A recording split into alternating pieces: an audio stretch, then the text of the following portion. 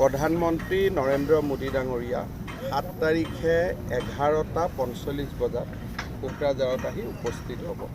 তেখেতে প্ৰথমতে গুৱাহাটী বিমানবন্দৰত নামিব। গুৱাহাটী বিমানবন্দৰৰ পৰা তেওঁ পোনে পোনে কোকৰাঝাৰলৈ আহিব। প্ৰধানমন্ত্ৰী ডাঙৰীয়াৰ ভ্ৰমণ উপলক্ষে 7 ফেব্ৰুৱাৰী তাৰিখে আমি অসম চৰকাৰে বড়োলেণ্ড এৰিয়াত থকা 4খন জিলাৰে চৰকাৰী কাৰ্যালয়সমূহ আমি বন্ধ ঘোষণা কৰিছোঁ। স্কুল, কলেজ, কাৰ্যালয় সকলো সিদিনাখন আমি বন্ধ ঘোষণা কৰিছোঁ,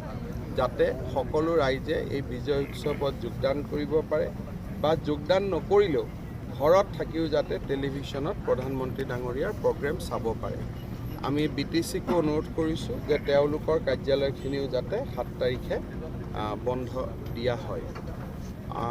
এই গোটেই অনুষ্ঠানটো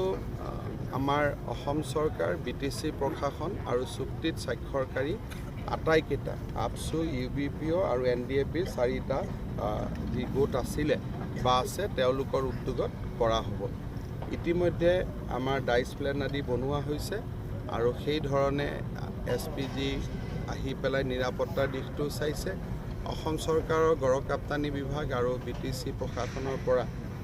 মঞ্চ আৰু গোটেই প্ৰিপাৰেশ্যনখিনি কৰা হৈছে আৰু ৰাজনৈতিকভাৱেও আমি এই সকলোৰ উপৰিও ভাৰতীয় জনতা পাৰ্টীৰ সদস্যসকলেও ইয়াত অংশগ্ৰহণ কৰিব। ৰাতিপুৱা মই নৱ শৰণীয়া ডাঙৰীয়াৰ লগত কথা পাতিছিলোঁ। তেখেতকো আমি অনুৰোধ কৰিছোঁ যে আপুনিও এই অনুষ্ঠানলৈ আহক আৰু সেইদিনাখন যাতে কোনো ধৰণৰ বন্ধ আদি নহয় তাৰ বাবেও মই তেখেতক আজি ৰাতিপুৱা অনুৰোধ কৰিছোঁ। ঠিক সেইধৰণে যোৱাকালি কোচ ৰাজবংশী সংগঠনৰ লগত জড়িত আটাইকে আমি যিমানখিনিক পাৰোঁ কালি মই কথা পাতিছিলোঁ, তেওঁলোককো সহযোগিতাৰ বাবে মই অনুৰোধ কৰিছোঁ। আৰু চুক্তিক লৈ যিখিনি আশংকা আছে 12 আৰু 13 তাৰিখে কোচ ৰাজবংশীয়ে হওক, আদিবাসীয়ে হওক, গোৰ্খাই হওক বা আমাৰ আন যি সংগঠন আছে বঙালী, ৰাভা বা আমাৰ যিমানখিনি জাতি জনগোষ্ঠী BTC এৰিয়াত আছে তেওঁলোকৰ লগত 12 আৰু 13 তাৰিখে অসম চৰকাৰে কথা পাতিব আৰু তেওঁলোকক আমি এই চুক্তিৰ পৰা যে কোনো ভয় খাবলগীয়া নাই সেই বিষয়ে আমি তেওঁলোকৰ আশংকাখিনি দূৰ কৰিবলৈ চেষ্টা কৰিম। GMDয়ে যিটো ভাবুকি দিছে আপোনাৰ আৰু যিটো জয়ন্ত মূল্যত ভাবুকি দিছে এইটো JMB হয়, ঠিক আছে, ভাবুকিটো দিবই আৰু কাৰণ তেওঁলোকৰ ভাবুকিটো তেওঁলোকৰ জেগাত থাকিব, আমিতো আমাৰ কাম কৰি যাব লাগিব, হয় নে? ছাৰ, ইয়াত কিমান মানুহ সমাগম হ'ব? চাওক, মানুহৰ দায়িত্বটো মইতো ক'ব নোৱাৰোঁ। আমি ভাৰতীয় জনতা পাৰ্টীৰ পৰা আমি 50,000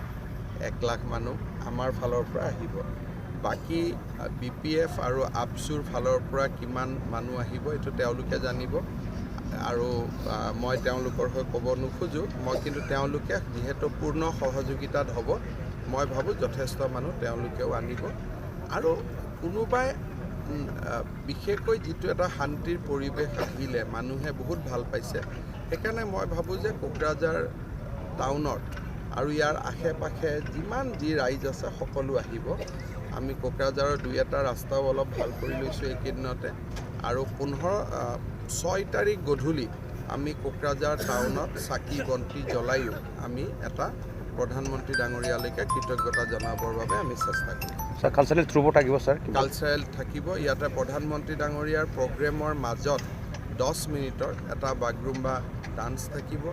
আৰু প্ৰধানমন্ত্ৰী ডাঙৰীয়াক হেলিপেডৰ পৰা মূল মঞ্চলৈ আদৰণি জনাওঁতে সকলো জাতি জনগোষ্ঠীৰ যি আমাৰ ইয়াত ডান্স ফৰ্ম আছে সেই ডান্স ফৰ্মেদি তেখেতক আদৰণি জনোৱা হ'ব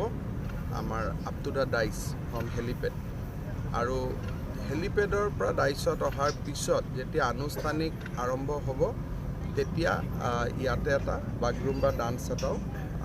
আমাৰ পৰিৱেশন কৰা হ'ব, যিটোৰ কাৰণে ৰাজ্য চৰকাৰে 10 মিনিট সময় ধৰিছে। PM-ৰ মিনিট প্ৰগ্ৰেমত কিমান সময় আহে আমি গম পাম। ছাৰ, বাহিৰৰ পৰা মানুহবিলাক যে আহিব কমিউনিকেশ্যনৰ কাৰণে চব আমিতো সভাত আহিবৰ কাৰণে আমাৰ ফালৰ পৰা আমি কমিউনিকেশ্যন কৰা নাই, কাৰণ সেইখিনি কৰিবৰ কাৰণে পাছ লোৱা বা কিবা লোৱা সেইখিনি নিজৰ নিজৰ দলীয়ভাৱে বা সংগঠনৰ ফালৰ পৰা কৰা হ'ব। কিন্তু অসম চৰকাৰে ওদালগুৰি আৰু বিশেষকৈ ওদালগুৰিৰ নিকট যিখিনি আমাৰ অঞ্চল আছে তাৰ পৰা যিসকলে ইয়াত আহিব খুজিছে তেওঁলোকৰ কাৰণে আমি 4খন ট্ৰেইন NF ৰেলৱেক দিব কৈছোঁ যে আপোনালোকে স্পেচিয়েল চলাই দিব যোন আহে আহিব কিন্তু 4খন ট্ৰেইন ৰাতি 3টা বজাত 7 তাৰিখে ৰাতি 3টা বজাত ওদালগুৰি ৰাঙাপাৰা আৰু বাটাচীপুৰৰ পৰা আহিব 4খন ট্ৰেইন গতিকে সেই 4খন ট্ৰেইনত যিসকল তাৰ পৰা আহিব খোজে তেওঁলোকে আহি যোগদান কৰিব পাৰিব আৰু ট্ৰেইন কেইখন গধূলি 3টা বজাত আকৌ ইয়াৰ পৰা ঘূৰি যাব স্যাৰ খেলো ইণ্ডিয়াৰ পৰা যে প্ৰাইম মিনিষ্টাৰ আহিবৰ কাৰণে এইবাৰ আহিব মেইডেন খেলো ইণ্ডিয়াত প্ৰধানমন্ত্ৰীয়ে প্ৰগ্ৰেমটো একচেপ্টে কৰা নাছিল আমিহে ইনভাইট কৰিছিলোঁ ইয়াততো আমি ইনভাইট কৰিছিলোঁ তেখেতে একচেপ্ট কৰিছে আৰু প্ৰধানমন্ত্ৰী ডাঙৰীয়া এই বছৰটো কেইবাটাও প্ৰগ্ৰেম আছে বাকী অসমৰ অঞ্চলবিলাকতো কিন্তু 7 তাৰিখে যিটো আহিব এইটো ঐতিহাসিক কাৰণ খেলো ইণ্ডিয়া প্ৰত্যেক বছৰে হৈ থাকিব কিন্তু ঐতিহাসিক বড়ো চুক্তি এইটো হয়তো আৰু হোৱাৰ সম্ভাৱনা নাই ফাইনেল এণ্ড ফুল বুলি আমি কৈছোঁ আৰু এইটো এটা হিষ্টৰিকেল মুভমেণ্ট যে বড়ো জনগোষ্ঠীৰ সকলো একলগ হোৱা this is a truly A historic movement আৰু য'ত নেকি আমাৰ বাকী জনগোষ্ঠীৰো ইয়াত সমৰ্থন থাকিব চ' 7 ফেব্ৰুৱাৰী দিনটো এটা ঐতিহাসিক দিন গতিকে এই দিনটোৰ লগত বেলেগ আৰু তুলনা কৰাৰ মই ভাবোঁ প্ৰয়োজন নাথাকে স্যাৰ CCTVও ইয়াত ইউজ কৰা হ'ব চিকিউৰিটি কি কৰিব এইটো তেওঁলোকে জানিব এইটো মোৰ ইমান আইডিয়া মোৰ মতেদি শান্তি হ'ব কিন্তু পলিটিকেল কম্পিটিশ্যনটো থাকিব but that is good in democracy কাৰণ চব যদি কম্পিটিশ্যন নাথাকে তেতিয়াতো মানুহে ৰাইজৰ কাম নকৰিব বাট বড়ো লেণ্ড অঞ্চলত বা ইয়াৰ দাঁতি কাষৰীয়া অঞ্চলত বন্দুক বাৰুদৰ যি বিভীষিকা আছিল সেইটো শেষ হ'ব ঘৰৰ ল'ৰা মাকৰ কোলাত ঘূৰি আহিব যি জংঘলত আছিল তেওঁলোকে মাকৰ কোলাত ঘূৰি আহিব আৰু শান্তি প্ৰগতি ইয়াতে চেণ্ট্ৰেল ইউনিভাৰ্চিটি হ'ব regional institute of medical science হ'ব নেশ্যনেল ইনষ্টিটিউট অফ টেকন'লজি হ'ব এই গোটেই অঞ্চলটো ক'ব গ'লে ভাৰতৰ কোনো জেগাত নেদেখা 4খন জিলাত অল ইনষ্টিটিউট তামোলপুৰৰ দৰে জেগাত মেডিকেল হ'ব আজি নলবাৰীত এখন মেডিকেল হৈ আছে আমিনগাঁৱত এইমছ হৈ আছে তাৰ মাজত আকৌ তামোলপুৰতো এখন মেডিকেল আপোনালোকে চিন্তা কৰক যে কি ধৰণৰ অভাৱনীয় উন্নয়নৰ কথা ইয়াত কোৱা হৈছে এইখিনিৰ উপৰিও আৰু 1500 কোটি টকাৰ কথাও কোৱা হৈছে ৰাস্তা ঘাটৰ কথা কৈছে গোটেই কোকৰাঝাৰৰ পৰা ওদালগুৰিলৈকে একেবাৰে আগুৱাই গৈ পেলাই যিটো আমি গহপুৰলৈকে যাব পাৰোঁ তেনেকুৱা নেশ্যনেল হাইৱেৰ কথা কোৱা হৈছে গতিকে এইবিলাক হৈ গ'লে এই অঞ্চলততো পঢ়া মানুহে পঢ়িব লাগিব কাম কৰা মানুহে কাম কৰিব বাকী হুলস্থুল কৰাৰ সময়ে নাথাকিব যিমান এটা একৰ্ডত যিমান কথা কোৱা হৈছে ইম্পৰ্টেণ্ট হ'ব যে সকলোৱে সহযোগিতা কৰি আমি যাতে ভাৰত চৰকাৰে যিখিনি ক'লে অসম চৰকাৰে যিখিনি ক'লে সেইখিনি যাতে আমি ফিল্ডত আনিব পাৰোঁ আৰু সেইখিনি আনিলে এইটোতো অঞ্চলটোতো ভাবিব নোৱাৰা হৈ যাব আপুনি ভাৰতৰ কোন জেগা আছে য'ত একেলগে এইমছো আছে NITও হ'ব ৰিজনেল ইনষ্টিটিউট অফ মেডিকেল ছায়েন্সো হ'ব মেডিকেল কলেজো হ'ব ইণ্ডাষ্ট্ৰিয়েল ইষ্টেটো হ'ব যিমান আপোনালোকে একৰ্ডখন ভাল কৰি পঢ়িছে নাই মই ক'ব নোৱাৰোঁ আমাৰ অসম একৰ্ডত অনলি 3টা পইণ্ট আছিল যে এখন IIT হ'ব এটা ৰিফাইনেৰী হ'ব এটা চেণ্ট্ৰেল ইউনিভাৰ্চিটি হ'ব অনলি 3টা ইকনমিক পেকেজ আছিলে ইয়াতে 40 ইকনমিক পেকেজ আছে ইমান হিষ্টৰিকেল আছাম একৰ্ডত